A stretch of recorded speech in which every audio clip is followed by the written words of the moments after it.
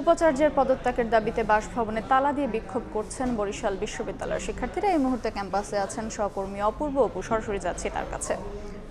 অপু,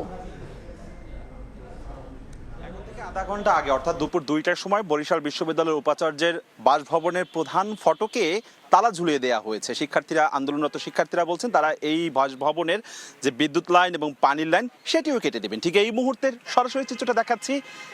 প্রধান ফটকের সামনের এই কিছুক্ষণ আগেও এখানে আন্দোলনরত শিক্ষার্থীরা ছিল, তারা এই মুহূর্তে এখান থেকে মিছিল নিয়ে একটি বিশ্ববিদ্যালয়ের ভিতরে চলে গিয়েছে। তারা বেশ কিছুদিন পর্যন্ত আন্দোলন চালিয়ে আসছে, প্রায় 3 সপ্তাহ ধরে ধারাবাহিকভাবে তারা প্রথমে 22 দফা, তারপর 4 দফা, এখন দফা 1, সেটি হচ্ছে বিশ্ববিদ্যালয়ের প্রশাসনের পদত্যাগ।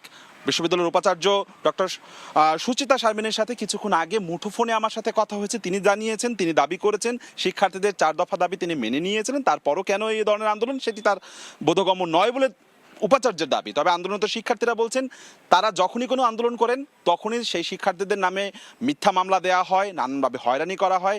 বিশ্ববিদ্যালয়ের একেবারেই যে সামান্য ছোট ছোট যে দাবিগুলো সেগুলো নিয়েই তারা কিন্তু আসলে ধারাবাহিকভাবে শান্তিপূর্ণভাবে আন্দোলন কর্মসূচি আসছে, কিন্তু বিশ্ববিদ্যালয় প্রশাসন তাদের কোনো কর্মসূচিতে কর্ণপাত না করে, কোনো শিক্ষার্থীদের যোগাযোগ না করার ফলশ্রুতিতে এখন তারা 1 দফা দাবি নিয়ে এসেছে। কিছুক্ষণ আগে এই উপাচার্যের বাসভবনের ভিতরে যারা ছিল তাদেরকে বের করে দিয়ে ঠিক এই একটি তালা ঝুলিয়ে দিয়েছে এবং সামনেই এখানে মৃত প্রশাসন নামে একটি প্রতীকী কফিন রাখা হয়েছে।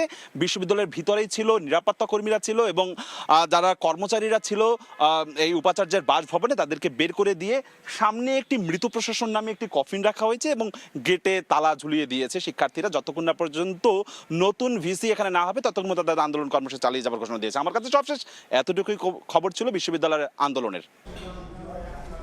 সরাসরি যুক্ত ছিলাম বরিশাল বিশ্ববিদ্যালয়ের সামনে থেকে।